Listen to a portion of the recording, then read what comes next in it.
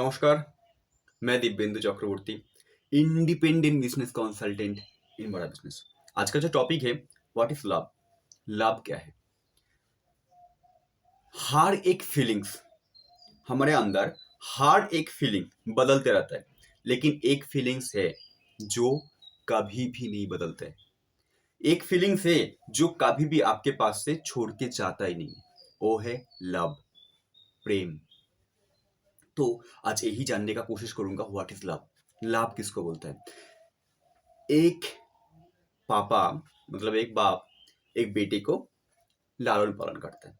लालन पालन करके वो एक उद्देश्य लेके करते हैं, जे उसका जो बेटा है वो बड़ा होके उसका बाप को देखेगा, ठीक है, बाप का देखभाल करेगा।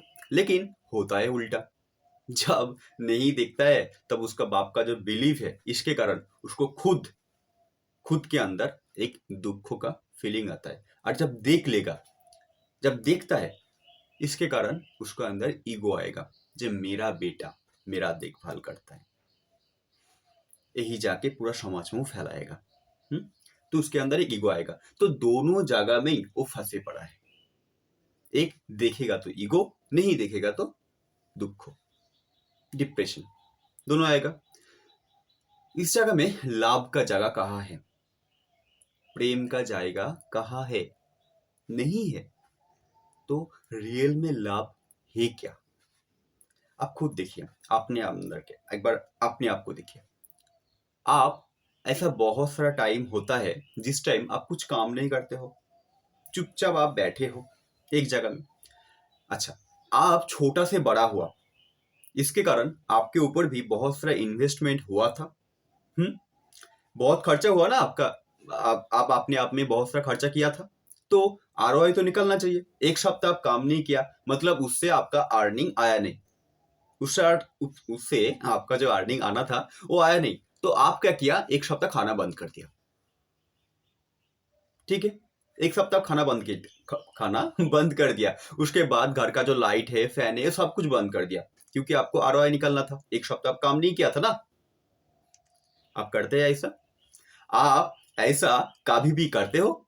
नहीं करते हो। क्यों नहीं करते हो?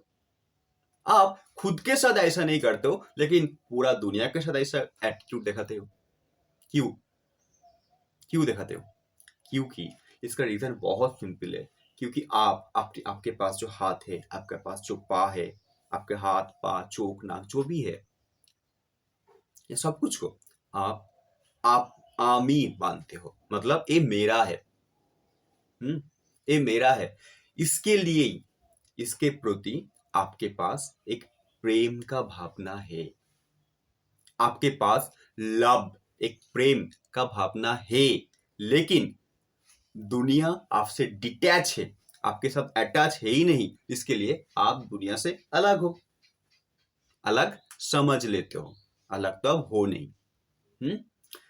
जो आपका शरीर का अंश है वो आप आमी मानते हो, लेकिन जो आपका शरीर का अंश है ही नहीं, उसको आप खुद मानते नहीं हो। मतलब वो आपका ही शरीर का अंश है, ये आप जानते नहीं हो, इसके लिए आप मानते भी नहीं हो, ठीक है। इधर थोड़ा सा एक क्वेश्चन कीजिए। एक क्वेश्चन, आप कौन हो? आप कौन हो? आपका जो शरीर जो बना है, मिट्टी जल अग्नि वायु आकाश से तो आपका शरीर बना है। ये मिट्टी जल अग्नि वायु आकाश का जो मेटेरियल कॉज है, जो मेटेरियल कॉज है वो क्या है? ओ मिट्टी जल अग्नि वायु आकाश का जो मेटेरियल कॉज है, वो आपका और आपका बेटा का अलग है ही नहीं। आपका आपका जो पत्नी है उससे अलग है। आपका जो वाइफ है उसका और आपका जो बॉडी का मेटेरियल कॉज है उससे अलग है ही नहीं। तो आप सिर्फ अपना हाथ को देख के ही वो आमी मान लेते हो, और उसके बाद इंक्वायरी नहीं करते हो जो मैं और मेरा जो बेटा है वो सच में क्या अलग हो ना। दोनों ही जुड़ा पुड़ा हो, दोनों ही एक दूसरे के साथ जुड़ा हो। जब आप इंक्वायरी करेंगे ना, तब कभी भी आप रियलिटी को जान पाएंगे, और उसके साथ साथ आपके अंदर ये जो अलग होने का जो फीलिंग्स है ये रहेगा नहीं। किसी के साथ जुड़ने के लिए कुछ करना नहीं है, आप जुड़े ही पड़े हो।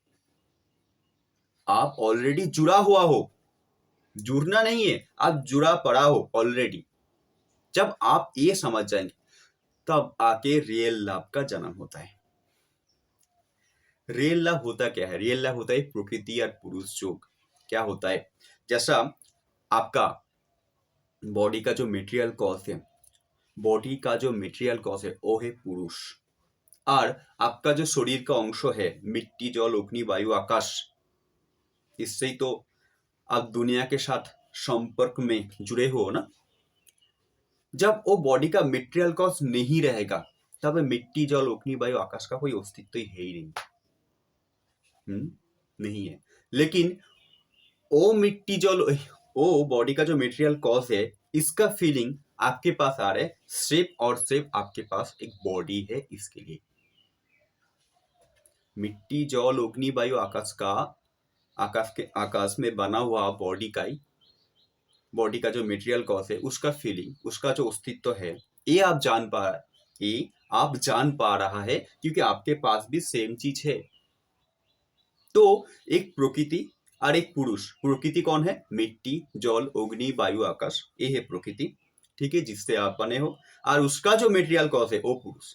दोनों एक दूसरे से कभी भी डिटैच हो ही नहीं सकते।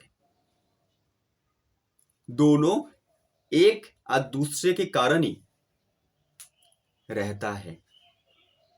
वो चाहे भी कभी भी अपने आप से दूर हो नहीं सकता है। प्रकृति के कारण पुरुष का जो अस्तित्व है ये आप फील कर पाता है, और पुरुष भी प्रकृति में रह के ही अपना काम करता है। That is called real love. Love और कुछ नहीं है। एक पेड़ देखा है ना, पेड़ का बहुत सारा पत्ता रहता है।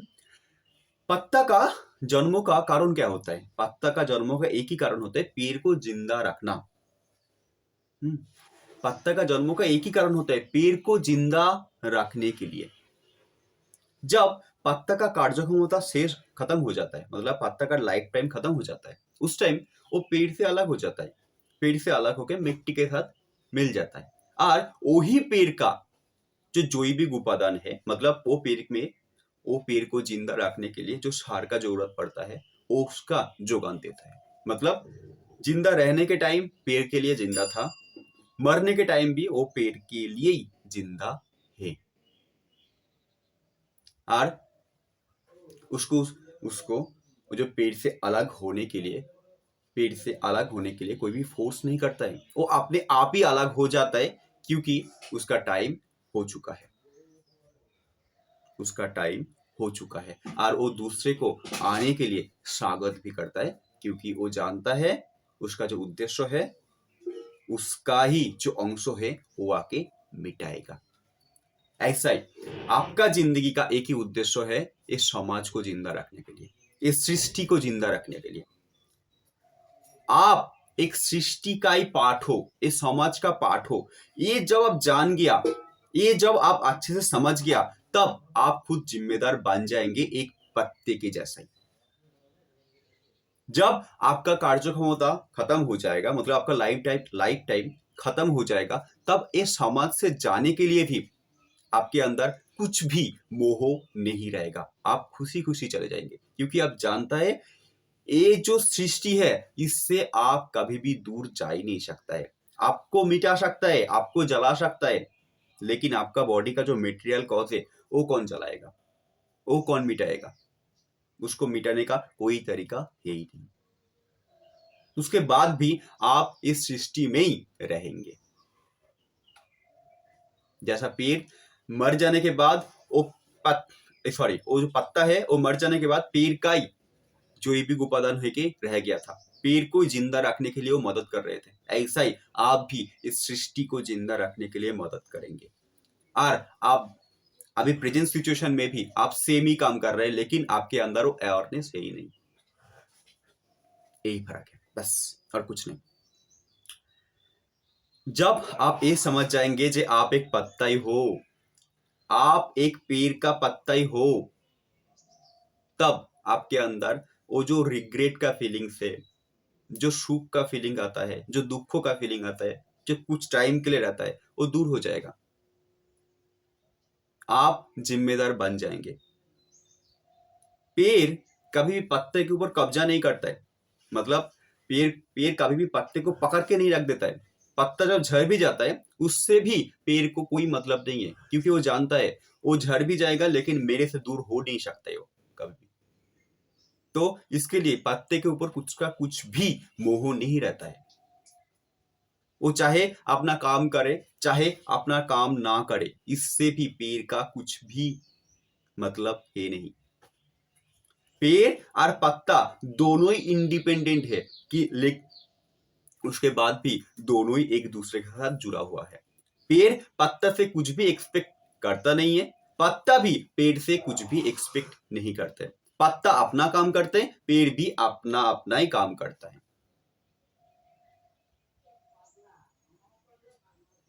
समझ गया?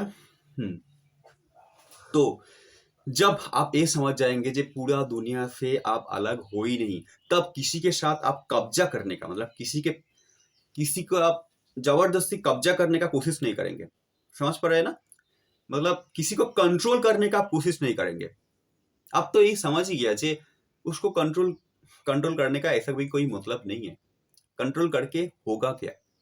क्यों कंट्रोल उसको क्यों कंट्रोल करना है? जैसा वो काम करना चाहते हैं उसको करने दो।